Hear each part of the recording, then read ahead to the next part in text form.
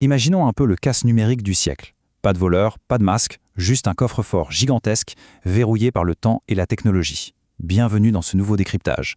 On va parler aujourd'hui d'un truc assez dingue. C'est pas juste l'histoire classique d'un mot de passe perdu sur un bout de papier, non. C'est carrément la chronique du plus grand braquage crypto qui n'attend qu'à être commis.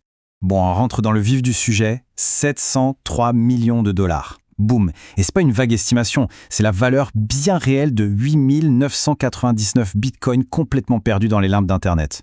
Une vraie fortune qui dort là, intouchable, gelée dans le code. Les enjeux sont absolument monumentaux. Et le plus fou dans tout ça, c'est que toute cette histoire a commencé de la façon la plus banale possible pour l'époque. Le personnage central de cette intrigue, on le connaît sous le pseudo de Stoneman. C'est un véritable pionnier, quelqu'un qui naviguait sur le réseau Bitcoin dès 2010, quand l'actif valait littéralement quelques centimes.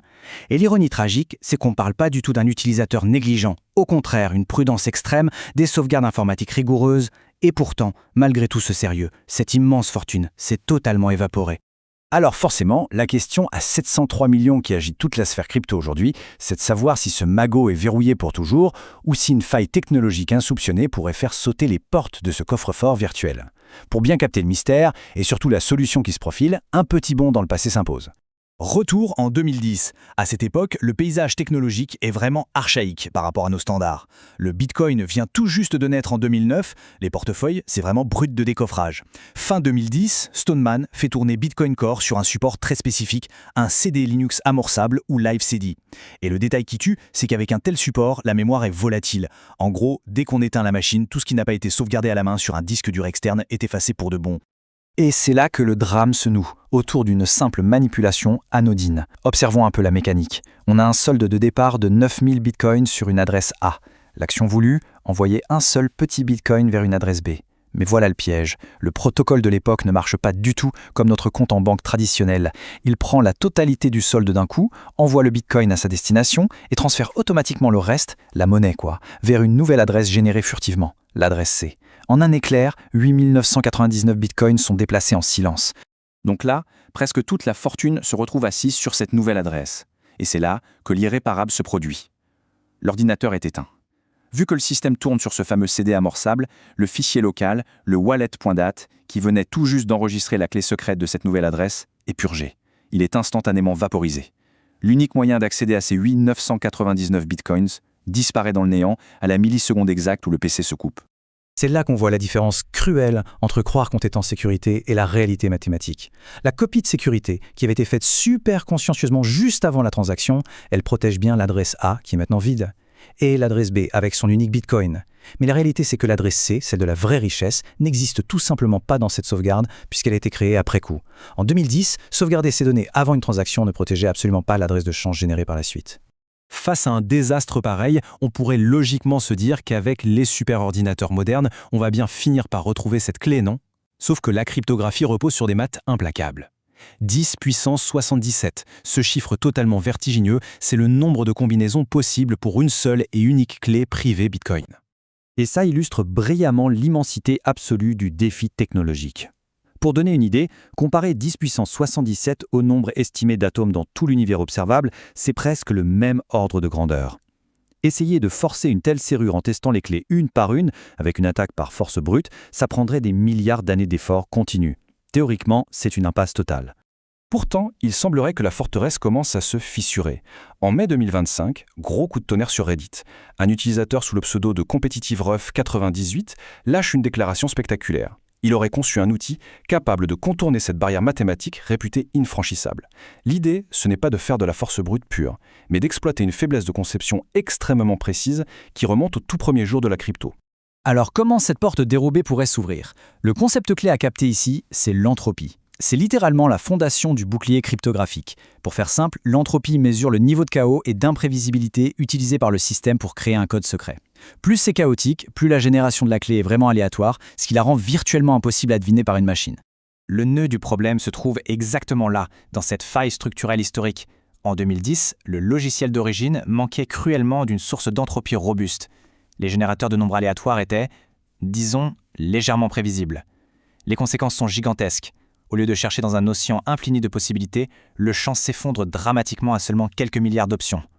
Un truc qui nécessiterait des milliards d'années aujourd'hui se transforme, pour ces anciennes clés, en un simple calcul de quelques jours ou semaines. Et c'est ici qu'intervient la fameuse plateforme CUDA. Contrairement à un processeur classique qui teste les clés sagement l'une après l'autre, cette technologie détourne la puissance de calcul brute des cartes graphiques. Résultat des courses, des millions de combinaisons sont testées en même temps, en une fraction de seconde, rendant l'exploitation de cette vieille faille tout à fait réalisable. Si on prend un peu de recul pour regarder des implications macroéconomiques, l'histoire de Stoneman n'est malheureusement pas un cas isolé. On estime aujourd'hui qu'environ 20% de l'offre totale de Bitcoin a été égarée au fil des ans. C'est énorme, ça représente presque 4 millions de jetons introuvables, souvent prisonniers d'erreurs logicielles ou de mots de passe oubliés de cette période un peu Far West. Imaginez l'onde de choc sur l'économie numérique si ces vieux portefeuilles s'éveillaient réellement.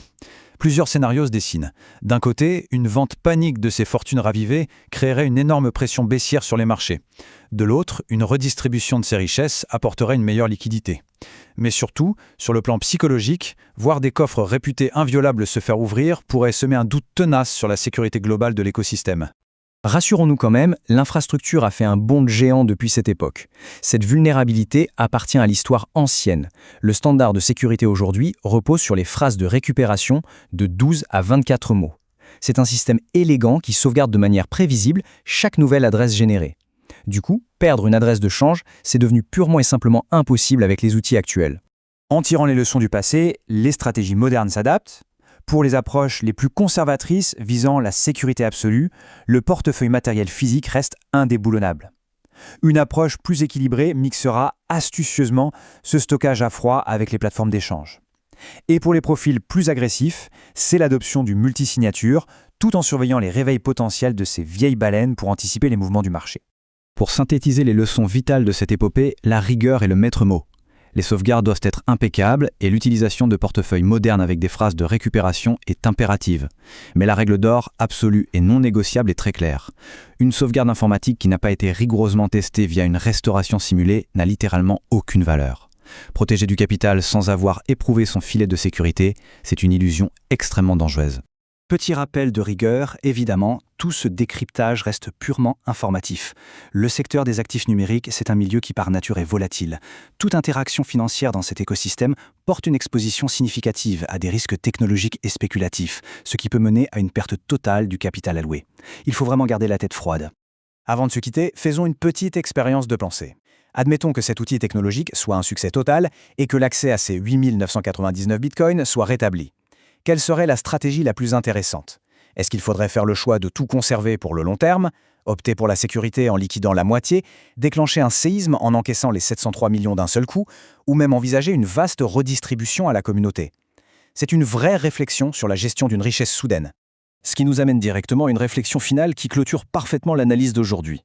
L'histoire de Stoneman prouve qu'un pionnier pourtant extrêmement prudent a pu voir un trésor inestimable s'évaporer à cause d'une petite mécanique logicielle mal anticipée. À la lumière de cette leçon, la question s'impose de façon évidente, est-ce que les protocoles de sécurité actuels ont vraiment été poussés dans leur dernier retranchement par ceux qui les utilisent? Le confort technologique ne devrait jamais faire oublier qu'une confiance aveugle est peut-être notre plus grande faille. Merci d'avoir suivi ce décryptage, il est crucial de garder ces clés bien à l'abri et à très bientôt pour de nouvelles explorations.